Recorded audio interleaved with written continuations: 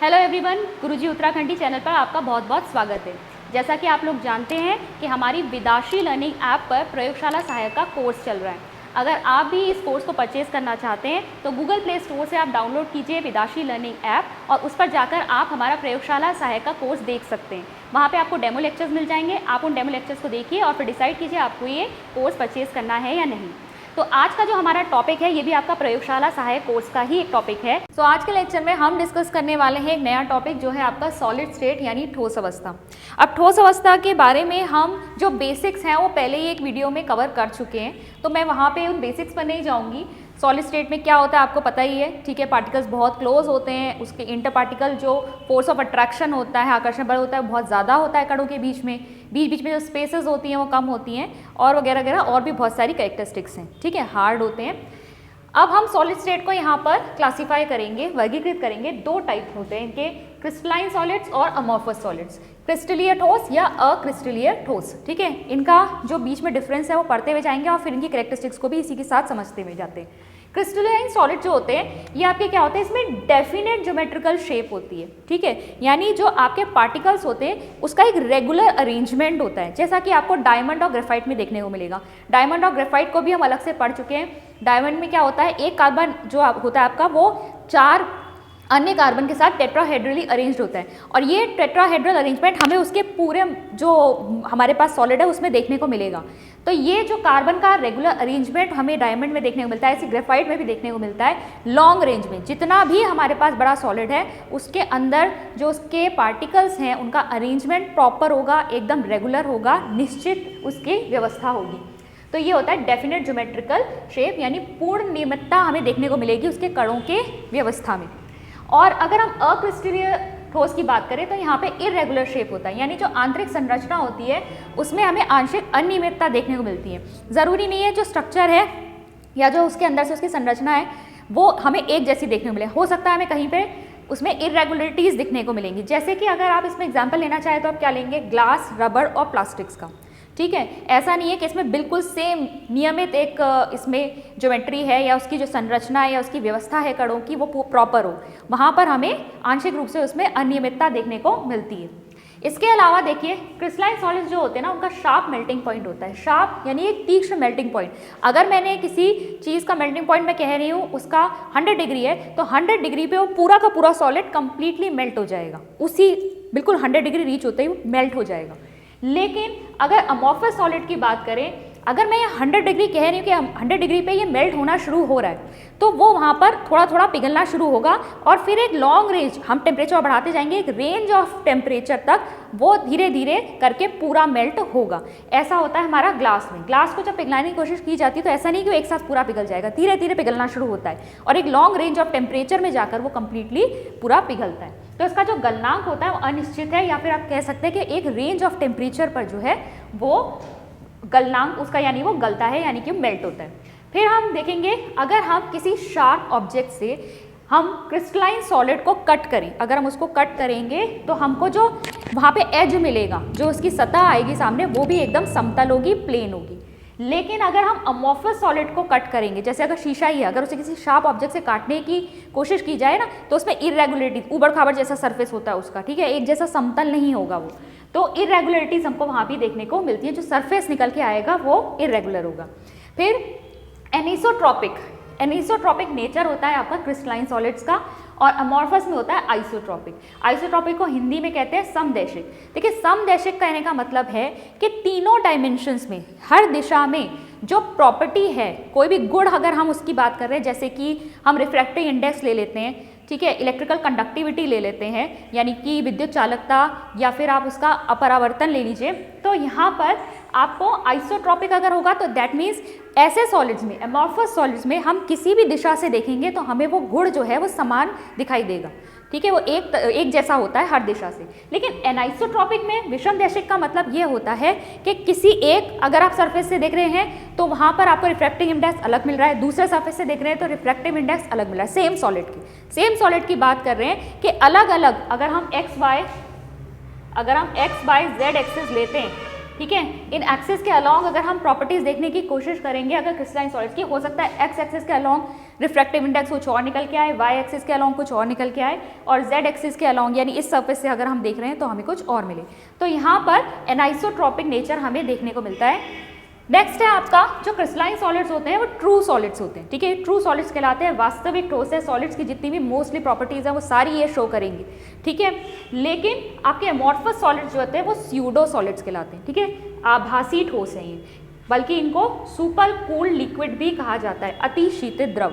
ये आप ग्लास के केस में देख सकते हैं। ग्लास को वैसे आप देखेंगे तो सॉलिड है, लेकिन एक्चुअली वो सुपर कूल्ड लिक्विड होता है। और इसको आप कैसे अंदाज़ा लगा सकते हैं, अगर बहुत पुरानी बिल्डिंग्स को देखा जाए तो उनके अगर आप कांच के जो उनकी खिड़कियों के शीशे होते हैं ना, अगर आप ध्यान से देखेंगे तो वो नीचे से मोटे होते हैं, ऊपर से थोड़े पतले होते हैं, क्योंकि ग्लास जो है इतना धीरे धीरे बह बह के बहुत सालों तक वो फ्लो होकर वो नीचे वो ज़्यादा मोटा हो जाता है, ठीक है। तो यहाँ पर ग्लास का एग्जाम्पल बेस्ट है यहाँ पे समझने के लिए कि ये सुपर कूल्ड लिक्विड्स होते हैं, अति शीतित द्रव, ठीक है। तो स्यूडो सॉलिड्स होंगे आपके एमॉर्फस सॉलिड्स और ट्रू सॉलिड्स होंगे आपके क्रिस्टलाइन सॉलिड्स। एग्जाम्पल आप क्या ले सकते हैं यहाँ पर, क्रिस्टलाइन सॉलिड्स में आपके आ जाएंगे डायमंड, सोडियम क्लोराइड, Na2SO4, ठीक है, सोडियम सल्फेट। इसके अलावा यहाँ पर आ गए आपके ग्लास, रबर और प्लास्टिक्स। अब हम देखते हैं क्रिस्टलाइन सॉलिड्स को। क्रिस्टलाइन सॉलिड्स को हम फर्दर से क्लासीफाई कर सकते हैं 4 पार्ट्स में। तो पहले हैं आपके कोवलेंट सॉलिड्स, दूसरे हैं आयनिक सॉलिड्स, तीसरे हैं मेटालिक सॉलिड्स और चौथे हैं आपके मॉलिक्यूलर सॉलिड्स। अब देखिए ये है on the basis of nature of bonding और इंटरमॉलिक्यूलर फोर्सेस। जिन भी कणों से मिलकर ये सॉलिड या ठोस बना हुआ है उनके बीच में जो बॉन्डिंग है, जो उसमें आबंध है, वो कौन सा है, या फिर इंटरमॉलिक्यूलर फोर्स, उनके बीच में जो आकर्षण बल है वो कौन सा है, ठीक है, उसके बेसिस पर। तो पहला अगर हम देखें कोवलेंट सॉलिड्स यानी सहसंयोजी ठोस, ठीक है, नेटवर्क सॉलिड्स भी कहते हैं इसको। सहसंयोजी से ही नाम पता चल रहा है कि यहाँ पर जो कणों के बीच में बॉन्ड है वो क्या होगा, कौन सा होगा, कोवलेंट बॉन्ड। तो यहाँ पर कोवलेंट बॉन्ड अराइज करता है, जैसे कि हमें डायमंड में देखने को मिलता है, ठीक है। आपका जो एक कार्बन एटम होता है वो टेट्राहेड्रली बॉन्डेड है 4 कार्बन एटम से, और ये क्या बॉन्ड होता है, आपके कोवलेंट बॉन्ड्स होते हैं, सहसंयोजी आबंध। इसके अलावा सिलिकॉन कार्बाइड में भी देख सकते हैं आप, ये हाई मेल्टिंग पॉइंट होता है डायमंड का, आप जानते हैं। और इसके अलावा हार्डेस्ट सब्सटेंस है, रिफ्रैक्टिव इंडेक्स काफ़ी हाई होता है। ग्रेफाइट की बात करेंगे तो वो इलेक्ट्रिसिटी को कंडक्ट करता है, डायमंड की बात करेंगे तो हीट को कंडक्ट करता है, ठीक है। नेक्स्ट आते हैं आयनिक सॉलिड्स पर। आयनिक सॉलिड्स आपके होते हैं, नाम से यहाँ पे भी पता चल रहा है किसके बने हुए हैं, ये आयंस के बने हुए। कौन कौन से आपके, कैटायन यानी धनायन और एनाइन यानी कि ऋणायन, ठीक है। तो कैटायन और एनाइंस के आपके कॉम्बिनेशन से बने हैं आयनिक सॉलिड्स, जैसे कि आपके आ जाएंगे KCl, K positive Cl negative, NaNO3 sodium nitrate. कैसा है इसमें 3D स्ट्रक्चर, जो त्रिविम संरचना होती है इसकी, और स्ट्रॉन्ग इलेक्ट्रोस्टैटिक फोर्सेस होते हैं, स्ट्रॉन्ग इलेक्ट्रोस्टैटिक फोर्सेस, विद्युत स्थैतिक बल होते हैं इसमें बहुत ही स्ट्रॉन्ग, क्योंकि पॉजिटिव और नेगेटिव आयंस होती हैं जो एक दूसरे को बहुत ही स्ट्रांगली अट्रैक्ट कर लेती हैं। फिर आते हैं आपके मेटालिक सॉलिड्स। अच्छा, इसमें देखिए कोवलेंट सॉलिड्स में हम जो बात कर रहे हैं तो कोवलेंट में जितने भी आपके कोवलेंट कंपाउंड्स की प्रॉपर्टीज हमने पहले स्टडी कर रखी है वो सब इनकी प्रॉपर्टीज में आ जाएंगी। ऐसे ही हम आयनिक सॉलिड्स की अगर हम बात करेंगे तो आयनिक के बीच में हमने आयनिक कंपाउंड्स के विषय में हमने जो भी प्रॉपर्टीज स्टडी करी है, क्या होता है इनका हाई मेल्टिंग पॉइंट होता है, हाई बॉइलिंग पॉइंट होता है, इलेक्ट्रिसिटी कंडक्ट करते हैं अपनी मॉल्टन स्टेट में यानी अपने पिघले हुए स्टेट में, या फिर अपने विलियन में, ठीक है, सॉल्यूशंस में। सॉलिड स्टेट में यानी ठोस अवस्था में ये इलेक्ट्रिसिटी कंडक्ट नहीं करेंगे, विद्युत चालकता इसमें नहीं दिखाई देगी इसकी ठोस अवस्था में, क्योंकि वहाँ आयंस फ्री नहीं होती हैं मूव करने के लिए, ठीक है। और भी जो हमारी आयनिक सॉलिड्स की जितनी भी प्रॉपर्टीज है वो सब इसमें फुलफिल होंगी। इसके अलावा बात करते हैं मेटालिक सॉलिड्स की। मेटालिक सॉलिड्स यानी धात्विक ठोस। धात्विक ठोस आपके किसके बने हुए होते हैं, यहाँ पर आपकी पॉजिटिव आयंस होती है जिसे आप क्या कहते हैं, कर्नेल, हिंदी में भी इसे कर्नेल ही कहते हैं। तो ध्यान रखना है जो आपका मेटल बेसिकली अगर आप ऐसे देख लें सोडियम पॉजिटिव, ठीक है, तो ये आपका होगा। और जो एक इलेक्ट्रॉन, जैसे ये एक इलेक्ट्रॉन दे रहा है, बाकी मेटल जितने भी इलेक्ट्रॉन लूज करते हैं उसके हिसाब से देखा जाएगा। इलेक्ट्रॉन्स जो होते हैं, इलेक्ट्रॉन्स का एक पूरा समुद्र होता है जो मेटल आयंस यानी कर्नेल के अराउंड सराउंडेड होते हैं। ये इलेक्ट्रॉन्स जो होते हैं फ्री होते हैं, और इसीलिए आपके जो मेटल्स होते हैं वो क्या होते हैं, विद्युत सुचालक होते हैं, ठीक है। तो आपका यहाँ पर पॉजिटिव जो है आयंस यानी जो मेटल पॉजिटिव आयंस है वो कर्नेल कहलाएगा, और इसके अराउंड ये सराउंडेड है, चारों तरफ से घिरा हुआ है क्या, इलेक्ट्रॉन से। इस इलेक्ट्रॉन में सिर्फ एक आइटम नहीं, एक आयन नहीं, जो भी मान लीजिए अगर पूरा मेटल बना हुआ है, ठीक है, तो हम आयरन की बात कर लेते हैं, ठीक है, Fe2 पॉजिटिव ले लीजिए, तो ये आयन से ही कर्नेल हो गए, और इसके अराउंड जो इलेक्ट्रॉन्स है वो सराउंडेड है। इलेक्ट्रॉन्स जो हैं वो जो पूरा सी बन रहा है, जो उसका पूरा समुद्र बन रहा है, उसमें सब सारे जो कर्नेल्स हैं उनका कॉन्ट्रीब्यूशन है, ठीक है। और ये इलेक्ट्रॉन मूव कर सकता है, इसीलिए ये क्या कर रहा है, विद्युत का सुचालक है। मेटालिक बॉन्ड्स होते हैं इनके बीच में, धात्विक आबंध होते हैं, स्ट्रॉन्ग होते हैं ये, ठीक है। इसके अलावा मेटल की जितनी प्रॉपर्टीज़ होगी, इनमें लस्टर होती है, इसमें शाइन होती है, ठीक है, ये सब इसमें प्रॉपर्टीज़ आ जाएंगी। फिर बात करते हैं मॉलिकुलर सॉलिड्स की, यानी अणुक ठोस। जो अणुक ठोस होते हैं बेसिकली किसके बने हुए, मॉलिक्यूल्स के, अणुओं के बने हुए। इनको फिर फर्दर क्लासीफाई किया जा सकता है 3 पार्ट्स में। पहला है आपका non polar molecular solids. Non polar मतलब अध्रुवीय, ठीक है, जिसमें पोल्स नहीं है, अध्रुवीय अणुक ठोस। इसमें आपके आ सकते हैं या तो एटम्स। एटम्स किस केस में आएंगे, जहां आपकी इनर्ट गैसेस की बात हो रही है, हीलियम, नियॉन, आर्गन, या फिर मॉलिक्यूल्स। मॉलिक्यूल्स कौन से, होमो एटॉमिक मॉलिक्यूल्स। होमो एटॉमिक मॉलिक्यूल्स में जैसे आपके हाइड्रोजन का मॉलिक्यूल हो गया, क्लोरीन का मॉलिक्यूल हो गया, आयोडीन का मॉलिक्यूल हो गया, क्योंकि यहाँ पर पोल्स डेवलप नहीं होंगे, ध्रुव नहीं बनेंगे यहाँ पर, क्योंकि दोनों एटम्स की इलेक्ट्रोनेगेटिविटी क्या है, सेम है, ठीक है। तो यहाँ पर इस तरीके से नॉन पोलर मॉलिक्यूल्स आते हैं। अब इनके बीच में फोर्सेस कौन कौन से हैं, वीक डिस्पर्शन फोर्सेज हैं, ठीक है। ये हमने पहले भी फोर्सेज में, लंडन फोर्सेज पहले भी पढ़ रखे हैं एक वीडियो में। क्या होते हैं आपके, जब मोमेंट्री यहाँ पर ऐसा हो सकता है कि यहाँ पर चार्ज आ सकता है, नहीं तो वैसे इसमें कोई भी थोड़े मोमेंट के लिए डिस्पर्शन हो सकता है, नहीं तो इसमें कोई भी पोल्स डेवलप नहीं होते। तो लंडन फोर्सेस होते हैं, वीक डिस्पर्शन फोर्सेस होते हैं, ठीक है। ये कैसे हैं, ये मोस्टली लिक्विड और गैसेस में होते हैं, क्योंकि फोर्सेस बहुत वीक हैं तो ज़्यादातर द्रव्य अवस्था में होंगे या गैसीय अवस्था में होंगे। सॉफ्ट होते हैं, मुलायम होते हैं, नॉन कंडक्टिंग होते हैं, इसमें कोई फ्री इलेक्ट्रॉन्स नहीं है, आयंस नहीं है, तो ये विद्युत के कुचालक होते हैं और मेल्टिंग पॉइंट्स इनके लो होते हैं, यानी कि इनके गलना कम होते हैं।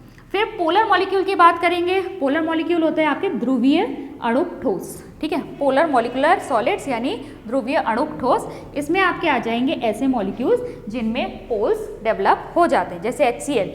HCl में आप देखेंगे तो क्या है, ये Cl की इलेक्ट्रोनेगेटिविटी ज़्यादा होती है, तो इसलिए चार्ज का क्लाउड जो है वो किसकी तरफ ज़्यादा होगा, वो इसकी तरफ ज़्यादा होगा, तो इसके ऊपर पार्शियल नेगेटिव चार्ज आ जाता है, इसके ऊपर पार्शियल पॉजिटिव चार्ज आ जाता है, ठीक है।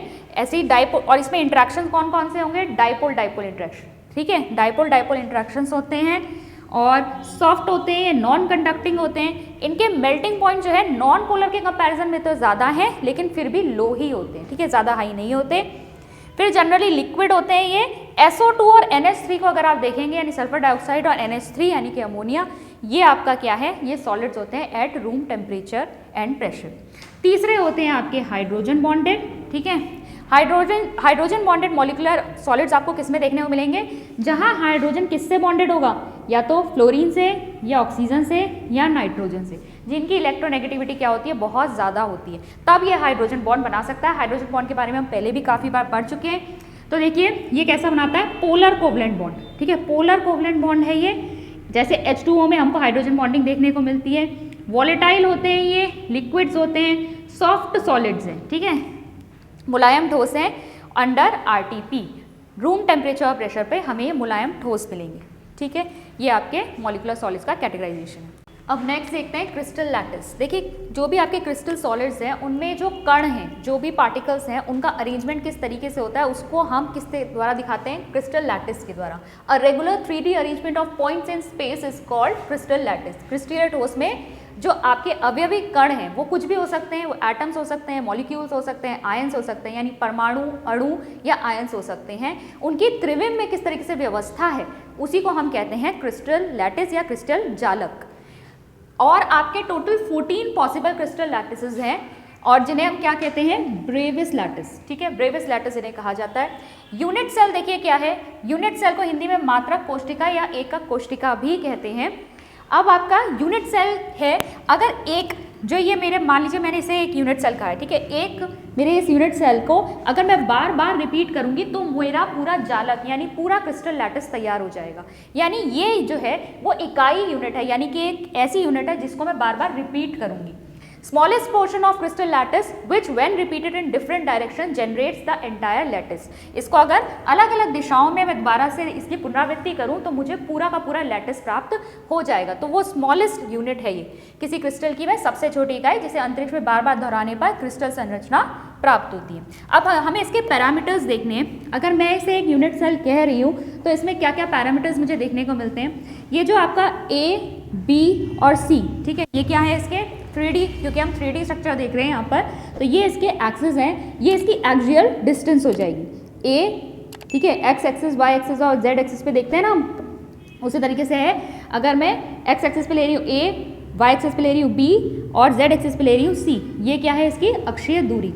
और साथ ही साथ A और B के बीच में जो हमारा एंगल बन रहा है उसे गामा, B और C के बीच में जो बन रहा है अल्फा और A और C के बीच में जो बन रहा है उसे हम कहेंगे बीटा। ये हो गए मेरे आपके एक्सियल एंगल्स यानी अक्षीय कोण। तो ये 6 पैरामीटर्स होते हैं जिससे हम किसी भी यूनिट सेल को क्या करेंगे यहाँ पर डिफाइन करेंगे। अब ये किस तरीके से यूनिट सेल बनते हैं, किस तरीके से क्रिस्टल लैटिस जनरेट होता है, उसे देखने के लिए हम चलते हैं अपने कंप्यूटर स्क्रीन पर। तो देखिए ये है आपका क्रिस्टल लैटिस, हमने इसकी बात करी, यानी कि आपका क्रिस्टलीय जालक। और ये जो यहाँ शेडेड पार्ट दिखा रखा है ये है यूनिट सेल, एक एक कोष्ठक।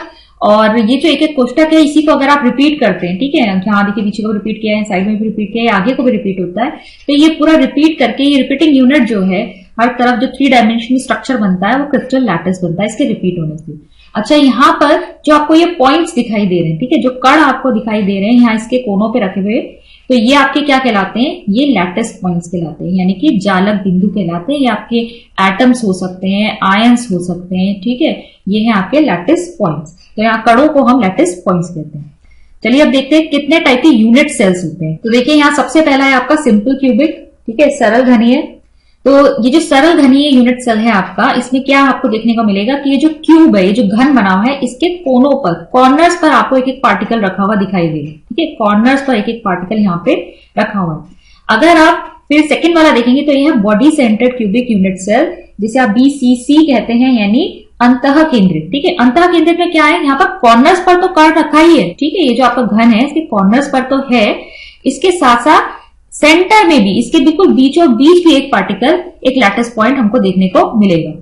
इसके अलावा तीसरा है आपका फेस सेंटर। फेस सेंटर यानी कि फलक केंद्रित। फलक केंद्रित में क्या है, यहाँ पर आपको कॉर्नर्स पे तो मिलेंगे ही, और इसके साथ एडिशन पर जो आपको 6 फेसेस देखने को मिल रहे हैं, ठीक है, क्यूब के 6 फेसेस होते हैं, ये ऊपर और नीचे वाला फेस है, फिर यहाँ साइडों में फेस है, फिर ये आगे और पीछे की तरफ फेस है। तो 6 जो इसके फेसेस हैं, वहां फेसेस में भी आपको एक एक लैटिस पॉइंट देखने को मिल रहा है। तो ये है फेस सेंटर। इसके अलावा एक और होता है एंड सेंटर्ड। एंड सेंटर्ड में देखिए क्या होता है, एंड सेंटर्ड मैं यहाँ पे ऐसे ही बना देती हूँ। एंड सेंटर्ड जो है, तो जो क्यूब यहाँ पर देखने को मिलता है, यहाँ पर कॉर्नर्स पर तो होगा ही, साथ ही साथ जो 2 एंड्स हैं, ठीक है, 2 एंड यानी कि एक यहाँ और एक यहाँ भी आपको देखने को मिलेगा, ठीक है। बेस सेंटर भी कहते हैं इसे, एंड सेंटर भी कहते हैं इसको। चलिए अब नेक्स्ट देखते हैं कि डायमेंशंस के बेसिस पर, यानी ये जो आपका क्यूब्स की साइड है, ठीक है, आपका जो यूनिट सेल हम देख रहे हैं उस पर जो साइड्स हैं और जो एज लेंथ है, ठीक है, इसकी जो साइड की लेंथ है और जो एंगल इनके बीच में बन रहा है, उसके बेसिस पर ये कितने तरीके के हो सकते हैं। तो देखिए यहाँ ये पहला देखने को मिलता है, पहला ये आपका क्यूबिक, ठीक है। क्यूबिक में देखिए चीजें आपको क्या क्या ध्यान रखनी है, जो एज लेंथ है यानी कि ये जो साइड्स हैं और जो इनके बीच में एंगल बन रहा है, आपको जो अल्फा बीटा गामा की हमने बात की थी, जो सेल पैरामीटर, ठीक है, यूनिट सेल पैरामीटर जो होते हैं उनके बारे में हमने बात करी थी, अल्फा बीटा गामा एंगल्स कैसे। तो देखिए पहला जो आपका क्यूबिक है, इसमें आपके सारे साइज इक्वल होते हैं, यानी A = B = C, सारे साइज बराबर है, लेंथ ब्रेथ हाइट की अगर आप बात करेंगे सब इक्वल है, और अल्फा बीटा गामा तीनों ही 90 डिग्री पर, ठीक है। तो एक बिल्कुल रेगुलर क्यूब जैसे होता है, एक घन होता है, उसी की तरह इसकी संरचना है, तो इसे आप क्यूबिक कहेंगे यानी घनी। फिर दूसरा होता है आपका रोम्बोहेड्रल। अब रोम्बोहेड्रल में देखिए साइड्स तो सारी इक्वल हैं, लेकिन आपका एंगल जो है alpha beta gamma not equal to 90 degree, ठीक है, 90 डिग्री के इक्वल नहीं है रोम्बोहेड्रल में। रोम्बोहेड्रल को हिंदी में आप कहते हैं त्रिसमन्ताक्ष, ट्राइगोनल भी कहते हैं इसको, त्रिसमन्ताक्ष इसे बोलते हैं हिंदी में। नेक्स्ट आता है आपका हेक्सागोनल, हिंदी में कहते हैं षटकोणीय। यहाँ पर A = B है, तो 2 साइड्स यहाँ पे इक्वल हैं, लेकिन तीसरी साइड यहाँ पे इक्वल नहीं है दोनों साइड्स के। और अल्फा और बीटा की बात करेंगे तो 90 डिग्री इक्वल है, लेकिन गामा जो है वो 120 डिग्री है। अच्छा, साथ में एग्जाम्पल भी करते हुए चलते हैं इनके। जो क्यूबिक क्रिस्टल सिस्टम है आपका, क्रिस्टल समूह, ये आपको देखने को मिलता है NaCl में, जिंक ब्लेंड में, कॉपर में।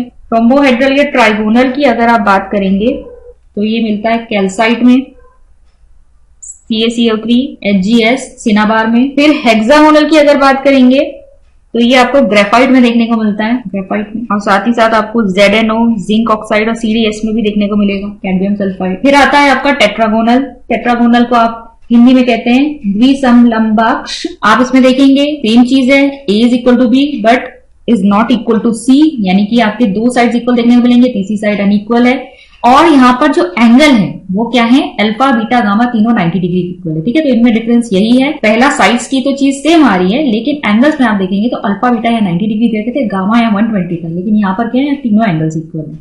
फिर आप बात करेंगे ऑर्थोरोम्बिक की। तो ऑर्थोरोम्बिक जो है आपका हिंदी में उसे कहते हैं विषम लंबाक्ष, ठीक है, विषम लंबाक्ष कहते हैं इसे। A is not equal to B is not equal to C, तीनों में से कोई भी साइड जो है वो इक्वल नहीं है, सारे साइड्स की लेंथ जो है वो अलग है।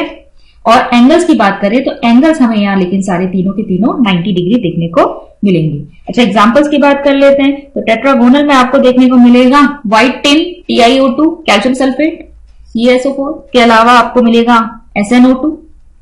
और ऑर्थोरोम्बिक की अगर आप बात करेंगे तो ऑर्थोरोम्बिक में आपको देखने को मिलेगा रोम्बिक सल्फर, ठीक है, रोम्बिक सल्फर की बात करेंगे।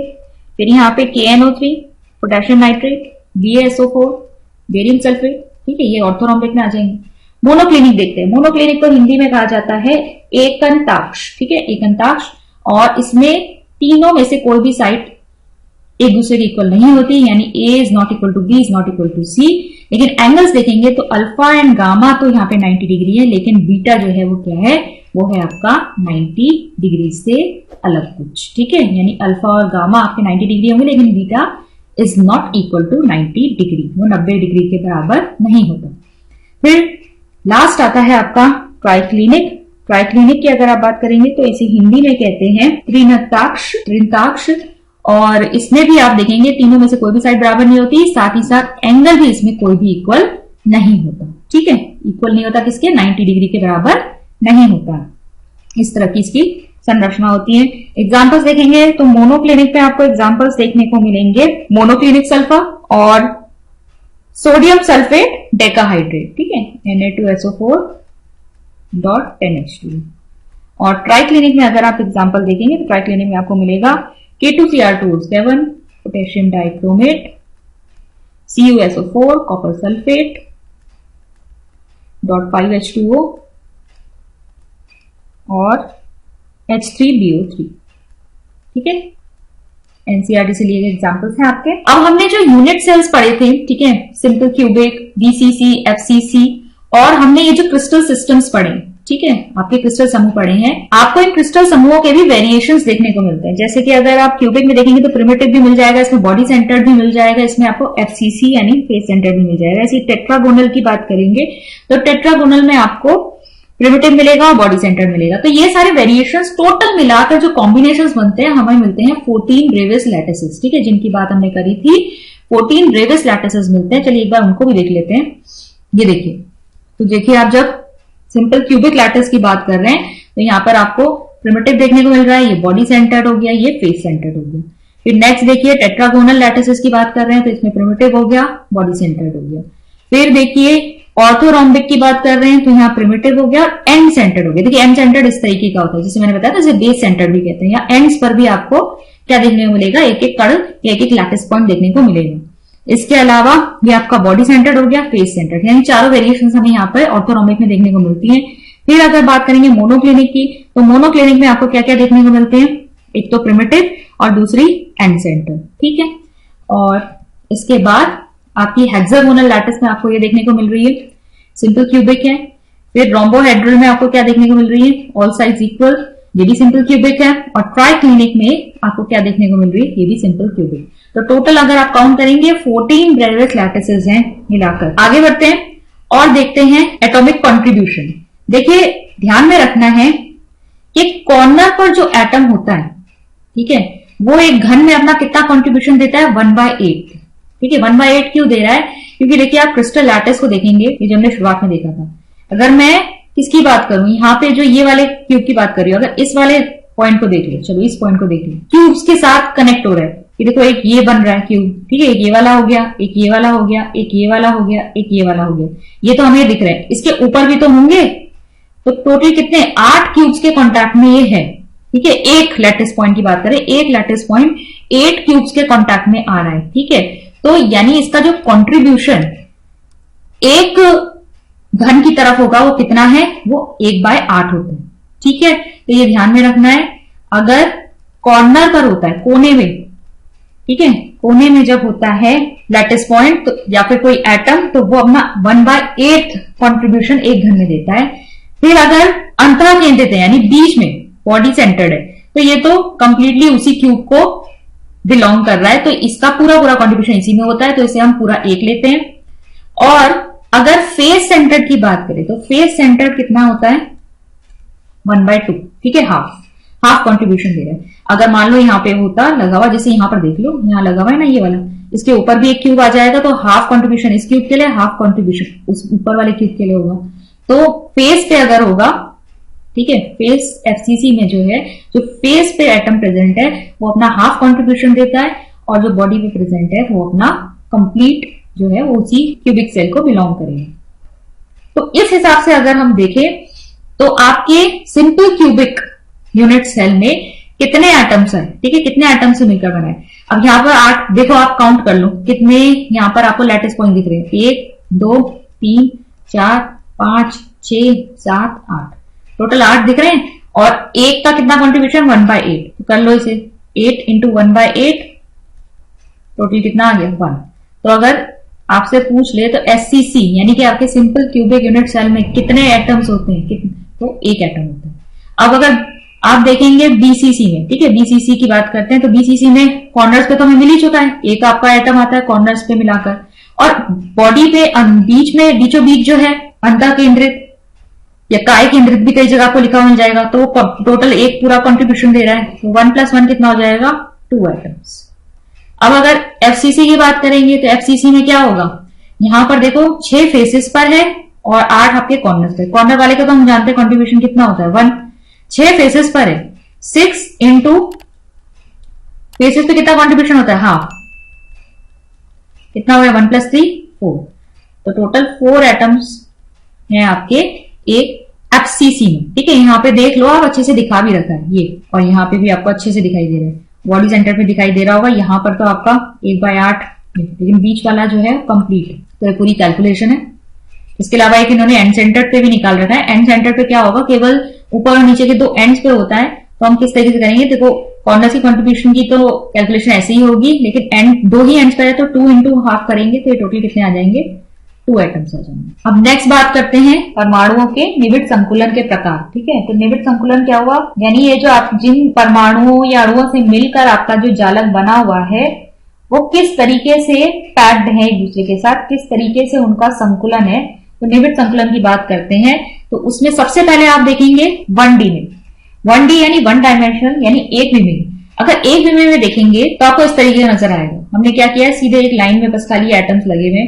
अब कोऑर्डिनेशन नंबर यहाँ 2 कैसे आ रहा है, कोऑर्डिनेशन नंबर का मतलब क्या होता है, उप सह संयोजी संख्या। ठीक है, उप सह संयोजी संख्या जो है आपकी वो यहाँ पर 2 आ रही है, समन्वय संख्या कह लो, वो कैसे आ रही है, अगर आप इस एटम की बात कर रहे हो तो ये कितने एटम को टच कर रहा है, इस एटम को टच कर रहा है, इस एटम को टच कर रहा है, तो इसका कोऑर्डिनेशन नंबर क्या हो गया, 2। कोऑर्डिनेशन नंबर का मतलब है कि एक एटम एक टाइम पे कितने एटम्स के कांटेक्ट में है या कितने एटम्स को छू रहा है या टच कर रहा है, तो वही उसका कोऑर्डिनेशन नंबर हो जाता है। तो जब हम 1 डायमेंशन की बात कर रहे हैं तो यहाँ कोऑर्डिनेशन नंबर हमें क्या मिल रहा है, 2।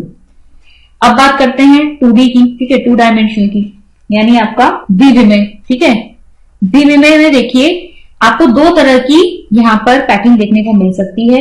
यह आपकी square close packing. Square close packing में क्या हो रहा है, देखो यहाँ पर आपने एटम्स लगाए और आपने नेक्स्ट लाइन में जो एटम है ठीक एक एटम के नीचे ही दूसरा एटम लगाया। ठीक है, इस तरीके से, ठीक है, एक एटम के नीचे आपने दूसरा एटम लगा दिया, तो इस तरीके से आपका क्या बन रहा है, ये स्ट्रक्चर बन रहा है। तो आप ये देखोगे कि एक टाइम पे अगर मैं इस एटम की बात करूं, इस एटम की बात करूं तो ये कितने एटम्स के कॉन्टेक्ट में, ये एक टाइम पे 4 एटम्स के कॉन्टेक्ट में। ठीक है, कोऑर्डिनेशन नंबर यहाँ पे क्या आ जाएगा, यहाँ पे 4 आ जाता है, स्क्वायर क्लोज पैकिंग है यहाँ पे।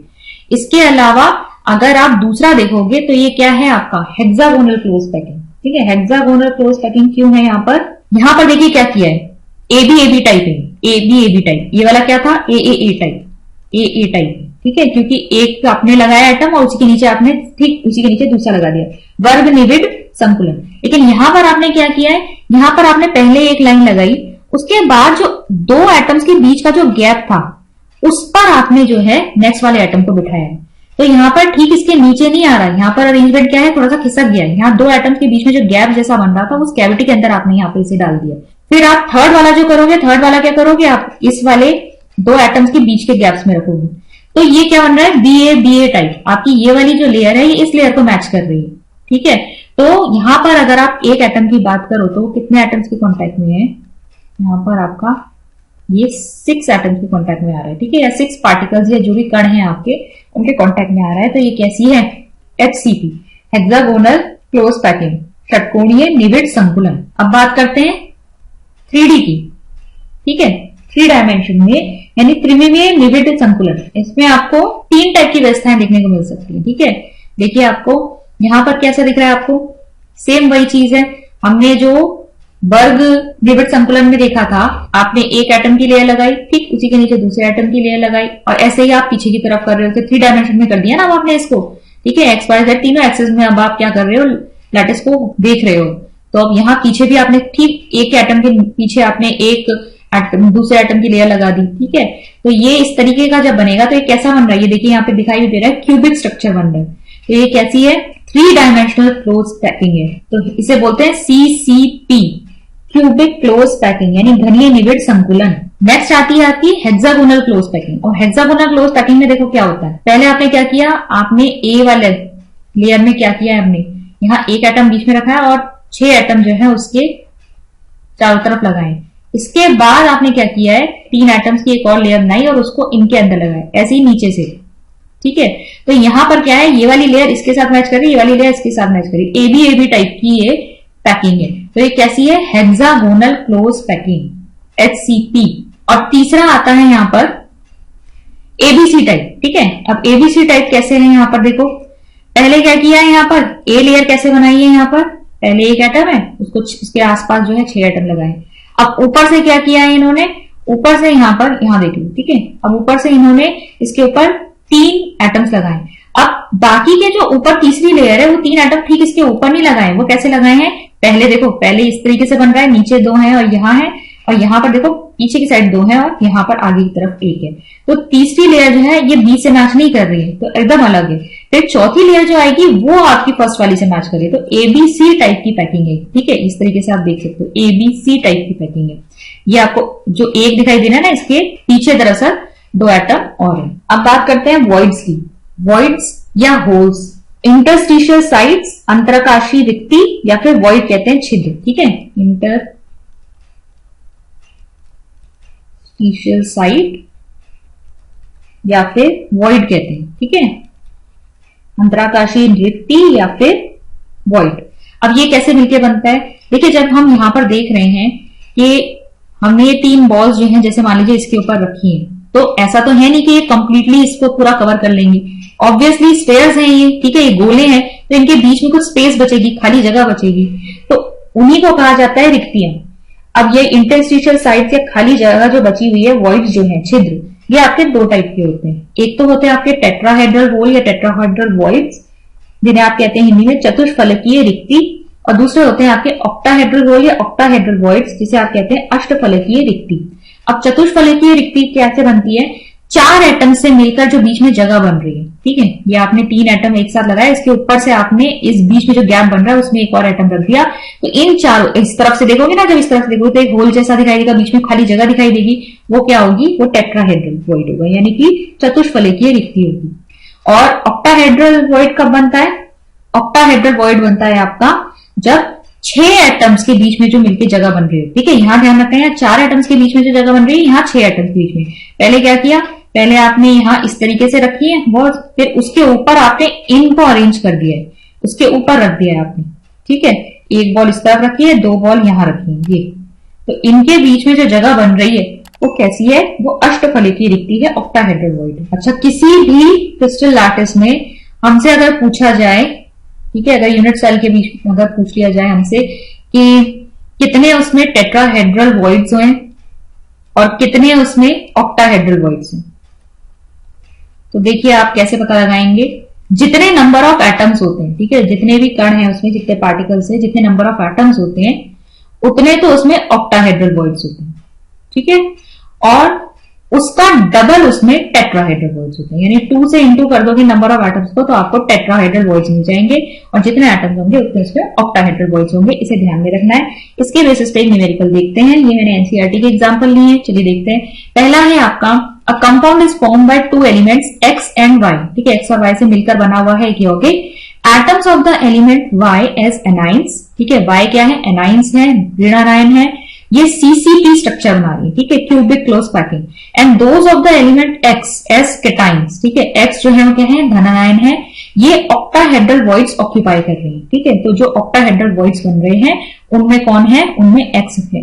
What is the formula of the compound, तो कंपाउंड का फॉर्मूला क्या है, तो देखो क्यूबिक क्लोज पैकिंग लैटिस है जो किसने बनाया है, y ने बनाया है, और हमें पता है कि जितने नंबर ऑफ एटम्स होते हैं उतने ही नंबर ऑफ ऑक्टाहेड्रल वॉइड्स होते हैं। तो यहां पर अगर हमसे कह रहा है कि y जो है सीसीपी लैटिस बना रहा है और जो नंबर ऑफ ऑक्टाहेड्रल वॉइड्स उसमें बन रहे हैं उसमें कौन उपस्थित है, उसमें x प्रेजेंट है, ठीक है। तो हमें पता है जब y एटम्स है तो उसमें इतने ही क्या होंगे, आपके ऑक्टाहेड्रल वॉइड्स होंगे, और उतने ऑक्टाहेड्रल वॉइड्स में ही क्या प्रेजेंट है, y x प्रेजेंट है।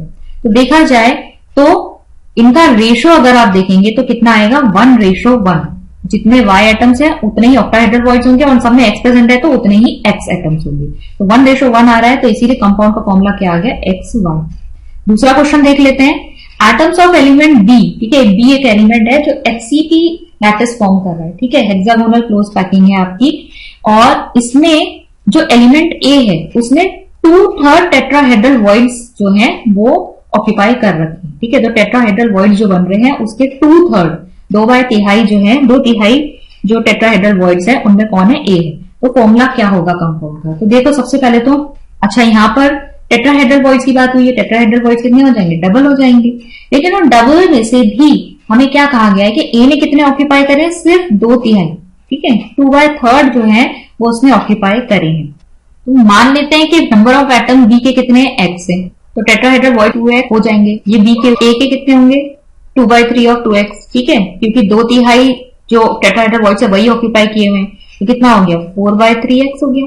अब A और B का रेशो निकालना है, A रेशो B अगर आपको निकालना है कितना आ जाएगा, 4/3:1, ठीक है, एटम तो B का 1 ही लेंगे ना, हमने टेट्राहेड्रल वॉइड ढूंढने लिए। तो अब हमारा क्या आ जाएगा, यहाँ पर हम 3 से होल नंबर में लाने के लिए 3 से दोनों तरफ मल्टीप्लाई कर देंगे तो हमें मिल जाएगा 4:3, यानी हमारा फॉर्मूला क्या आ गया, A4। नेक्स्ट बात करते हैं पैकिंग एफिशिएंसी की, जिसे हम कहते हैं संकुलन क्षमता।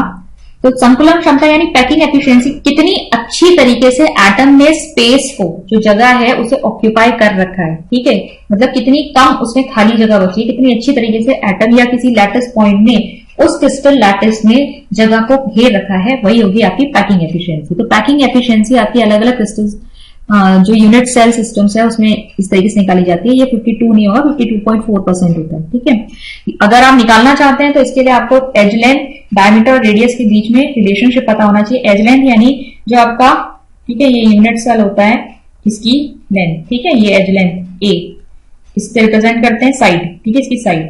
फिर डायमीटर कितनी होती है, डायमीटर को D से रिप्रेजेंट करेंगे, व्यास, और रेडियस होती है त्रिज्या, ठीक है, रेडियस होगी त्रिज्या, ठीक है, एटम की रेडियस और एटम के हम डायमीटर की बात कर रहे हैं। इनके बीच में रिलेशनशिप देखेंगे तो SCC में, जो सिंपल क्यूबिक सेल होता है आपका यूनिट सेल, उसमें जो डायमीटर होती है वो साइड के ही बराबर होती है, ठीक है। तो डायमीटर जो है यानी कि वो साइड के बराबर है, यानी हम ये भी कह सकते हैं कि रेडियस जो है, क्योंकि रेडियस क्या होती है, डायमीटर का आधा होती है, तो एज लेंथ का आधा, ठीक है, साइड का आधा।